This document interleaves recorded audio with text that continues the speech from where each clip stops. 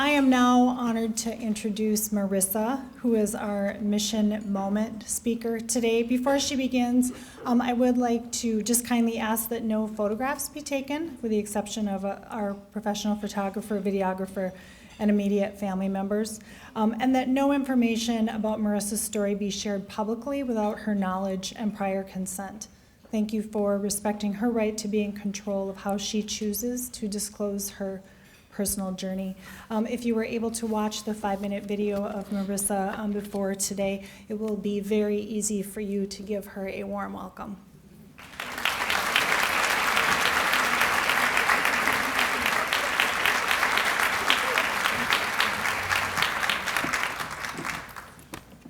Thank you so much.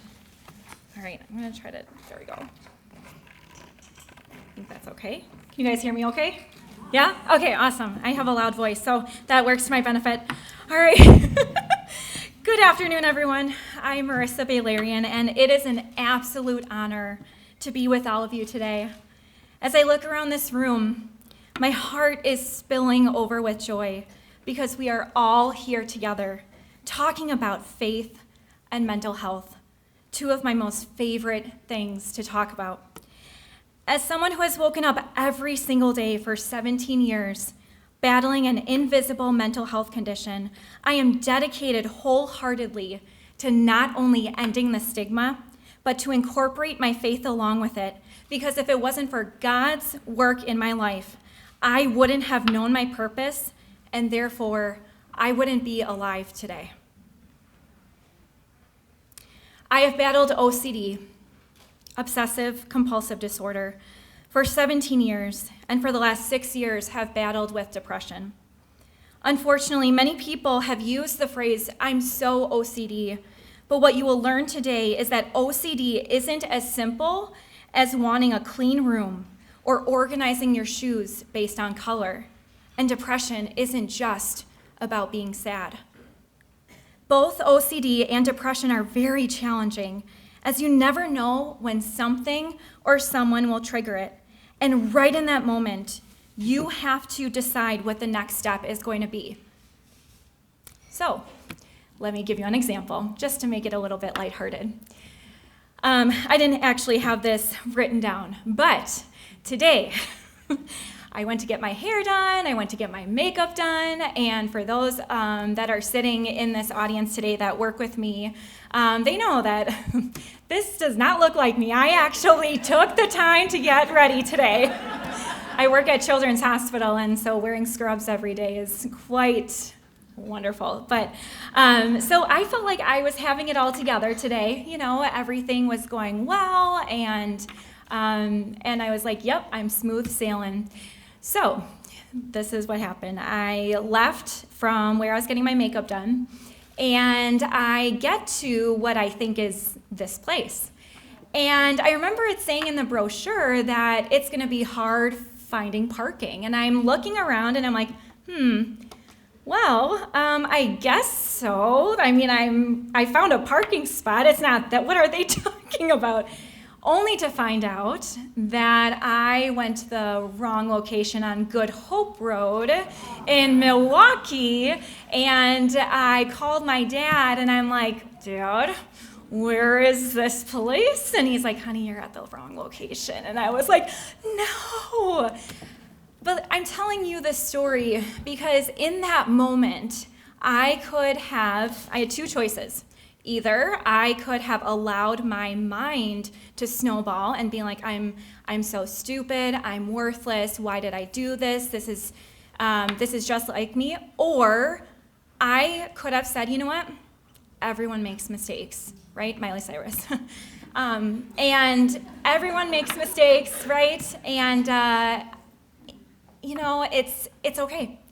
And I got here safely, and now it's something that I'm sharing with you guys, and we had a laugh for today. So there we go. But in all seriousness, though, when a thought comes and you are trying to decide what to do with that thought, you can either allow it to control you or you can control it. And I decided that I was going to control it. And I'm glad that I was able to share that with you and go through that experience. So With that being said, you have a choice, right? Friends, that's where you come in. Your dedication, your passion, and your support to Rogers Behavioral Health is something I could never thank you enough for. It's because of you that individuals like me living with 2 debilitating illnesses can actually stand up here and say, your generosity and support literally saved my life. If it wasn't for the outpouring of love and support I received 6 years ago from the Rogers in Appleton and last year from Rogers in Economowoc, I would have locked myself up in a running car with the garage door closed, falling into a never-ending sleep.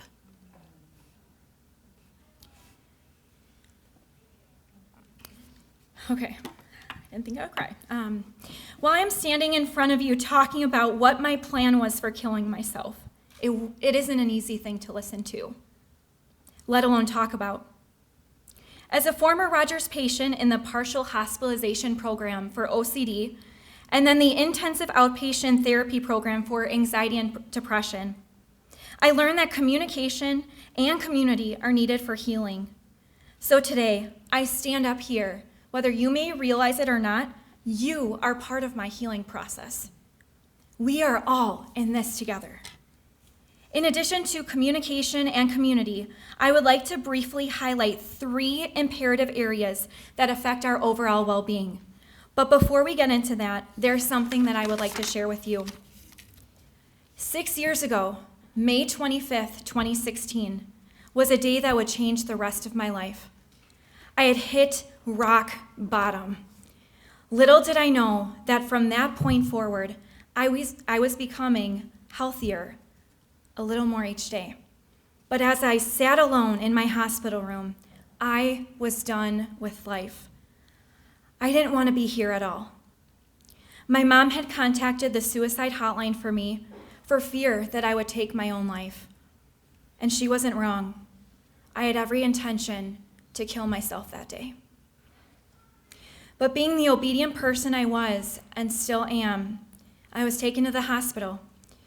But when I heard shouting and screaming coming from patients, I was ready to sign the against medical advice documents and be done with this whole thing. I didn't belong here. Why, God? Why? Was all I could think about. Why are you allowing this to happen to me? I'm a good person, you know. As these thoughts came tumbling out of my heart, I felt a gentle, still voice saying to me, Marissa, I know this isn't easy. I'm asking you to stay here as long as it takes. We'll get through this together, you and me. One day, you will speak to hundreds of people sharing your story. But you have to go through this. My dear friends, in front of all of you, I believe that day is today. The hundreds of people God spoke to me about. Right there in room 625, as I sat on the hospital bed, begging to not have to go through this pain, God saw each and every one of you.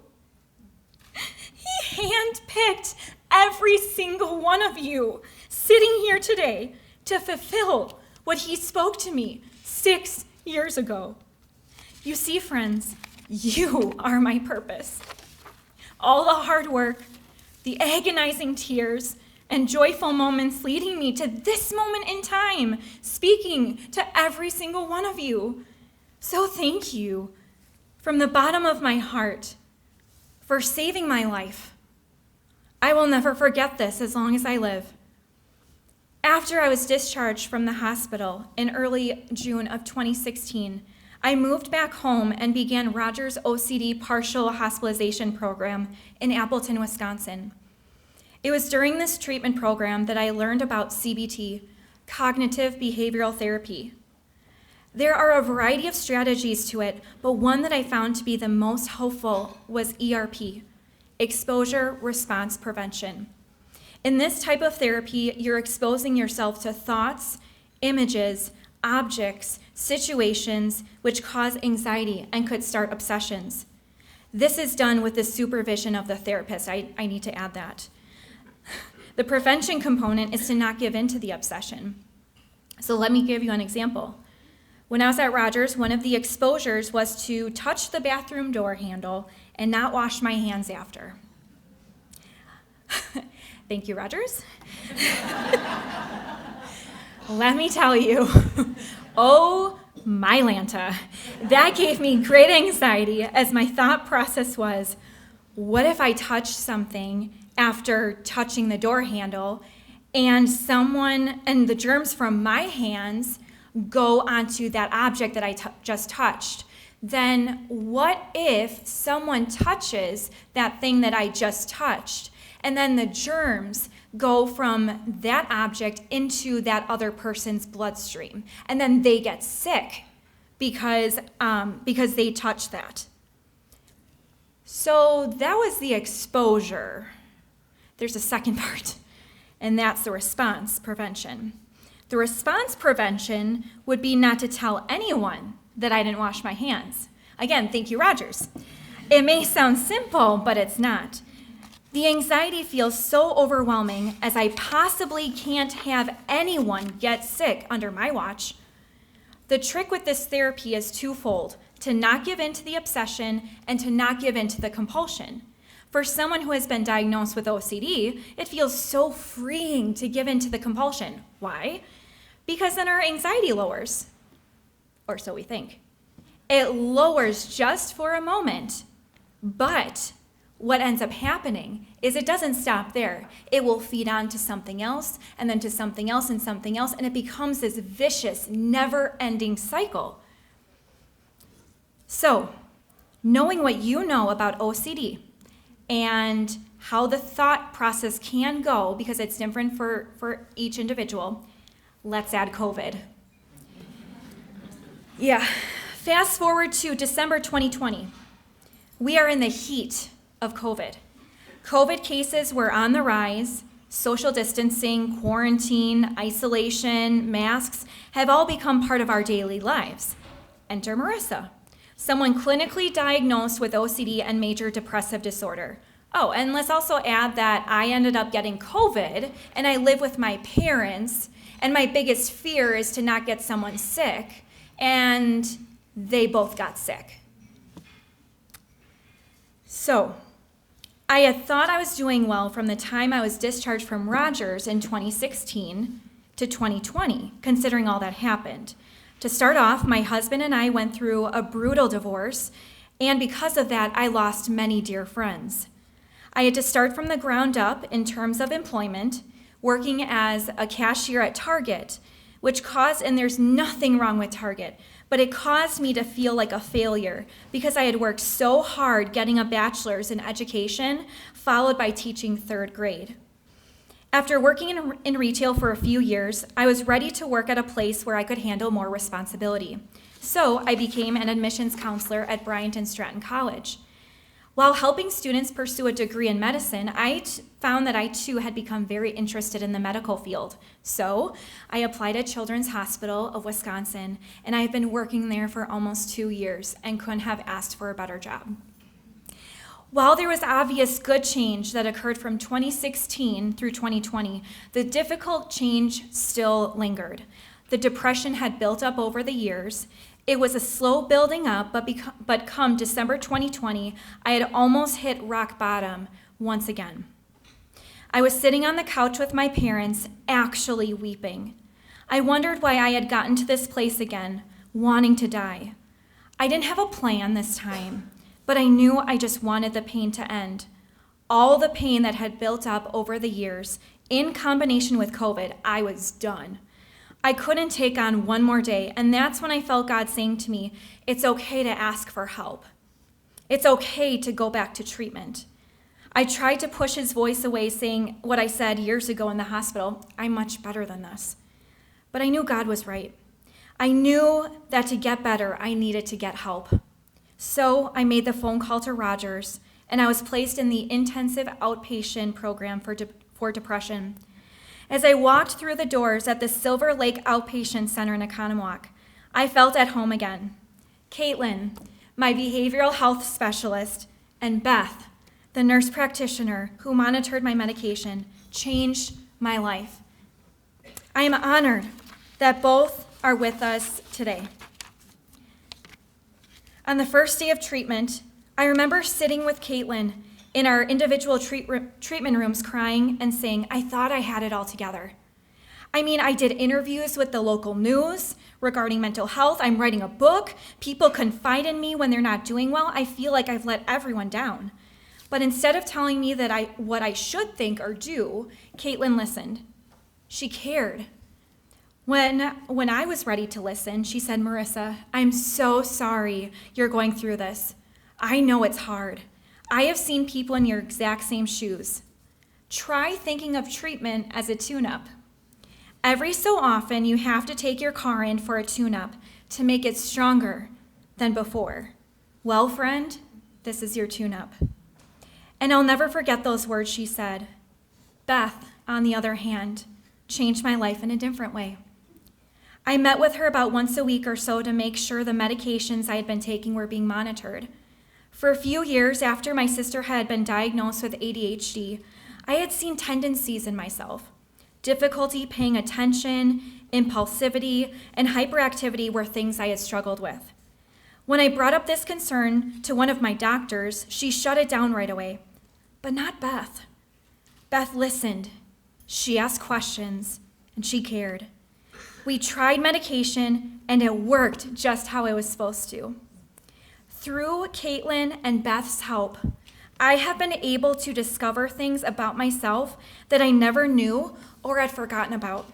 For example, I had forgotten how much I loved to read and write. I am now writing a book and meeting with a publisher this summer. I love writing. Thank you.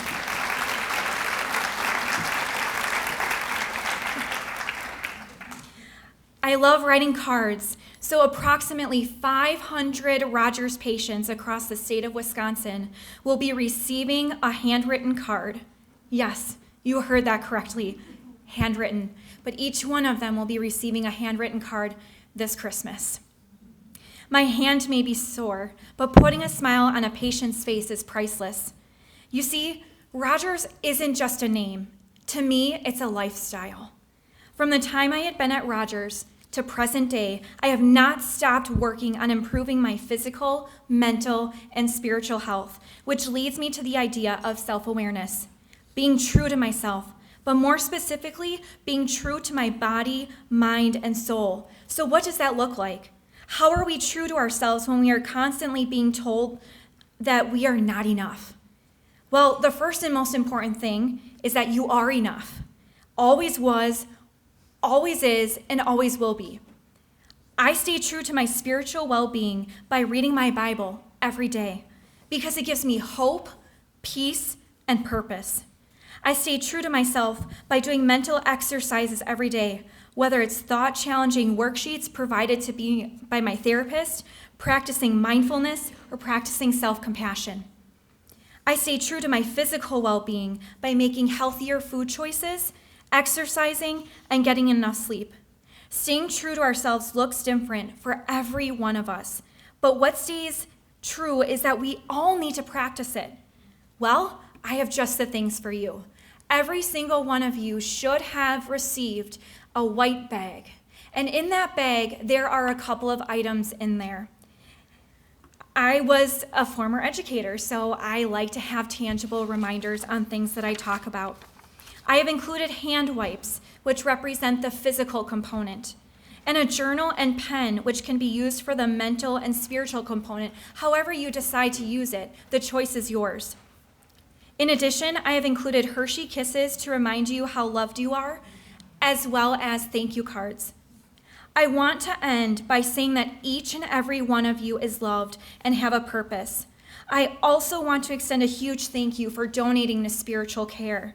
Now more than ever, people want to know why they belong on earth. I'm so thankful that the spiritual care program provides hope and purpose to those who have lost sight of theirs. Friends, it has been an honor sharing the story that God has written, and to be able to see his fulfillment, what he promised 6 years ago, and seeing all of you today. It is an absolute honor to stand up here, looking around the room, seeing all of you, each and every one of you being the very purpose why I was meant to be alive today. So thank you. Thank you from the bottom of my heart for saving my life.